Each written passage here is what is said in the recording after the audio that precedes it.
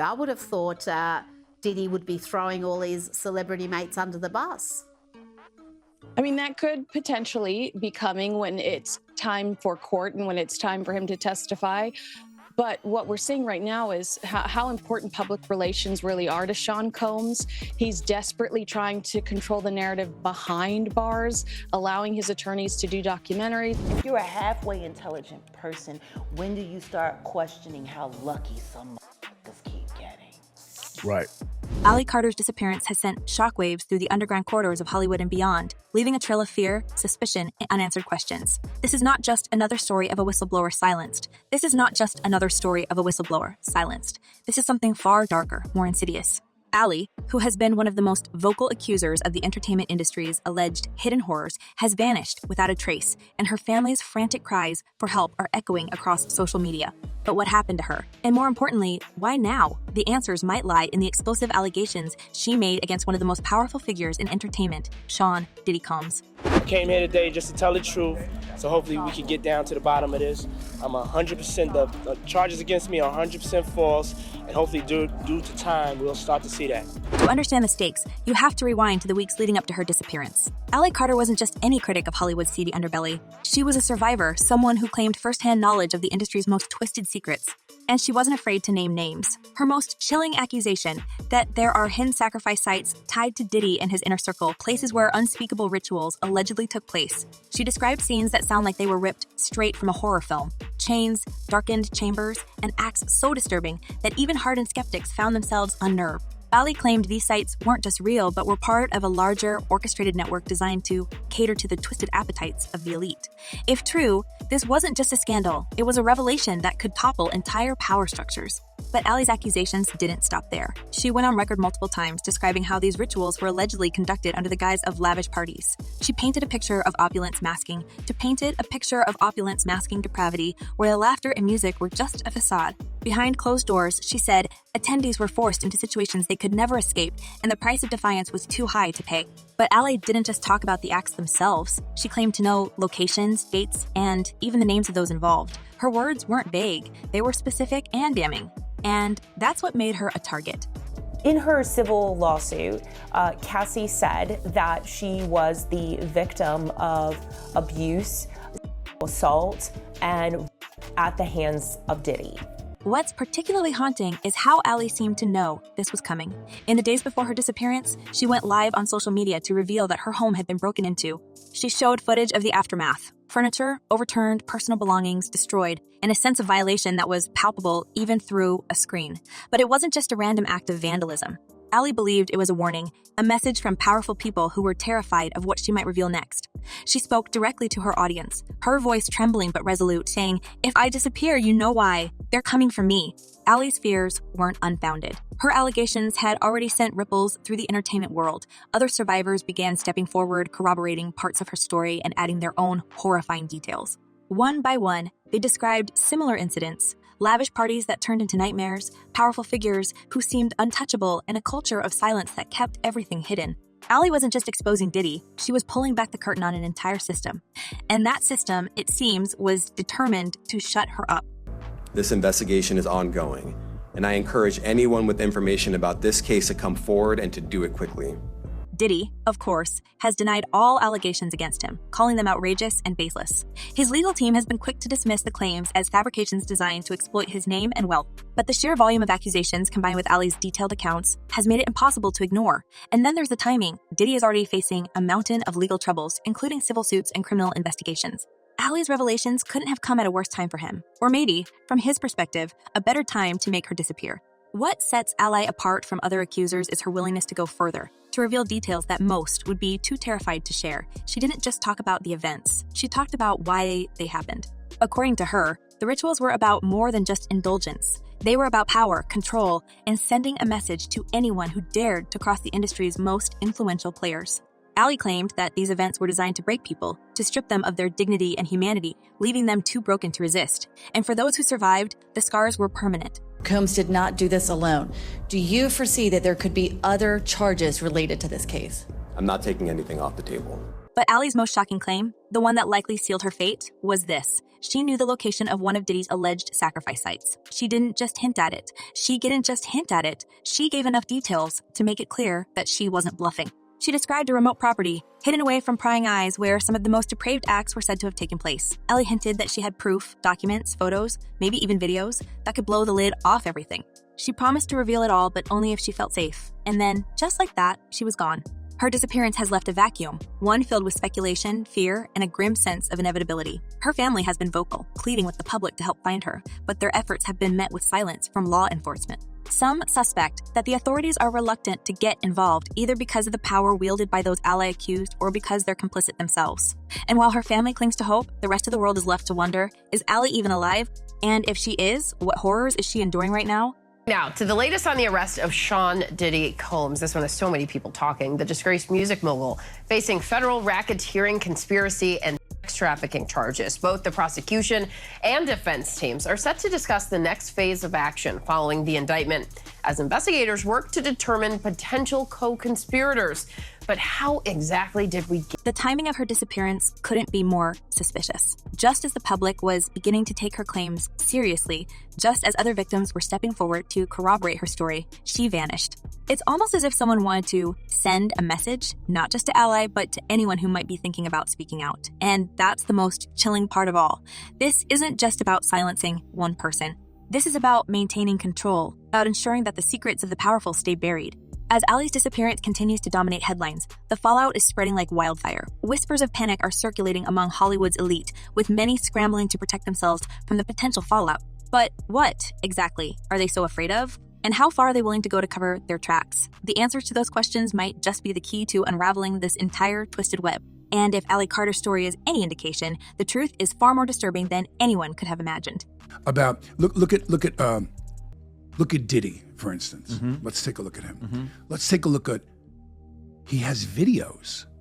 He has videos of the parties. Now, what I've heard, which I don't know how much of it is in mainstream media, I don't really follow the story that much, but what I've heard from friends that are attorneys, friends of mine that have represented me before, agents and so on, is there's a bidding war going on right now. And here's where the chaos deepens. While Ali Carter's disappearance has left a gaping hole in the narrative, the ripple effects of her claims are turning Hollywood's elite into a frenzy of whispered meetings, frantic phone calls, and desperate damage control. The undercurrent of fear is palpable. So many people are scrambling to sabotage, scrub connections, and erase any trace of their presence at Diddy's infamous gatherings.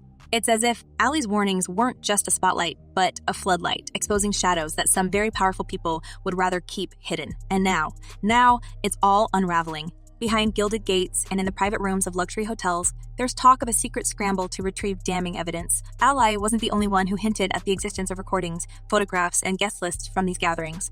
Rumor has it that some of the most damning materials, recorded proof of what truly happened during Diddy's so-called elite soirees, are being quietly auctioned off to the highest bidder. And no, this isn't some online fire sale. We're talking about backdoor dealings, where envelopes are exchanged in dimly lit rooms and the stakes are measured not in money, but in ruined reputations and shattered careers. To not be involved with a famous singer, to not come out, here's the price. And that they're just selling to the individuals that are in those, this is what I heard, they're selling those videos. So if you're Tommy X, and Tommy X is a big movie star, and he was at some of the Diddy parties, he was in one of those bedrooms with 3 other men, and he's happily married to a woman, and blah. Tommy doesn't want that video to come out. He does not want it to come out. The whispers are growing louder. Who was there? Who participated? And who stood by in silence, watching it all unfold? Names are being thrown around like grenades, each one threatening to explode with enough force to permanently end careers. Some of the rumors are shocking, even for those who think they've heard it all. There's talk of A-list actors, chart-topping musicians, and even household name athletes. People who have carefully crafted public personas as role models and philanthropists. The irony is staggering. The same faces plastered across magazine covers and charity galas might have been part of the very darkness Ali tried to expose. And then there's the matter of the auctions themselves. Sources claim that these recordings aren't just being sold off quietly. They're being weaponized. Buyers aren't just interested in burying their own involvement. They're looking to use what they find as leverage. Imagine the blackmail potential of a video showing one of Hollywood's most beloved figures in a compromising position. It's not about protecting reputations anymore. It's about survival. And for some, survival means throwing others under the bus. The alliances that once held these circles together are crumbling under the weight of fear and self-preservation. Same thing for Jeffrey Epstein. Now, The interesting thing about the Epstein and the theory about Epstein is we know he filmed people for sure on that island. He has a lot of movies, a lot of films of people that are very, very powerful political figures, and entertainers, business people. So do you really believe that Jeffrey Epstein himself? Of course not. Of course not. Yeah.